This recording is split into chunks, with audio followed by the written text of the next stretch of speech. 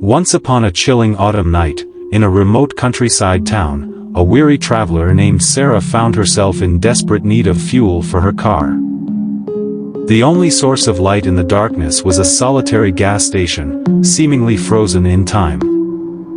Its flickering neon sign read, "Joe's Gas and Go," and it stood like a relic of the past.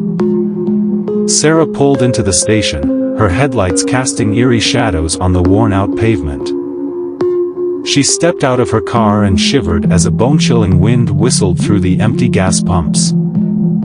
The air was thick with an inexplicable sense of dread, but her gas gauge was dangerously low, and she had no other choice. As she approached the weathered convenience store attached to the station, she noticed something peculiar. The lights inside were on, but the entire place seemed deserted. The bell above the door jingled as she pushed it open, revealing rows of dusty shelves stocked with long-expired snacks and drinks.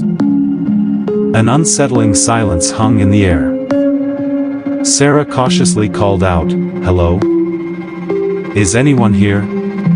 Her voice echoed through the empty aisles, unanswered. She approached the counter, where a half-empty cup of cold coffee sat beside an old cash register. Just as she was about to give up and leave, a faint, muffled sound came from behind the counter. She leaned over and saw a trapdoor partially hidden by a frayed rug. Her curiosity got the best of her, and she lifted the rug to reveal a rusted handle. She hesitated but eventually pulled the door open.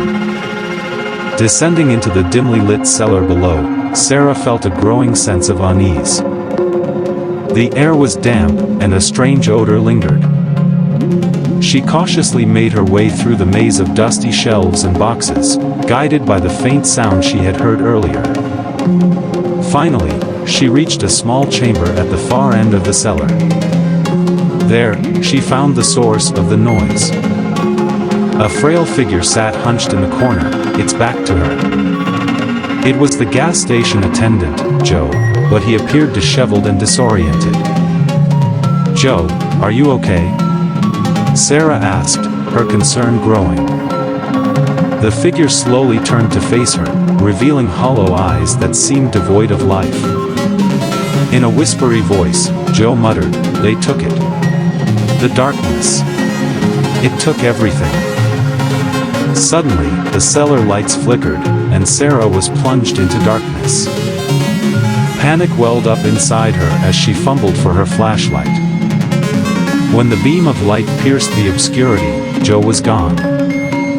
The cellar was empty, save for a sense of malevolence that hung in the air. Terrified, Sarah sprinted back upstairs, slammed the trapdoor shut, and rushed to her car. She sped away from the gas station, heart pounding, never looking back. To this day, Sarah has no explanation for what she witnessed in that gas station cellar. It remains a haunting mystery, a story she tells to warn others never to stop at Joe's Gas and Go on that desolate road, where the attendant vanished into the darkness, leaving only questions and fear in his wake.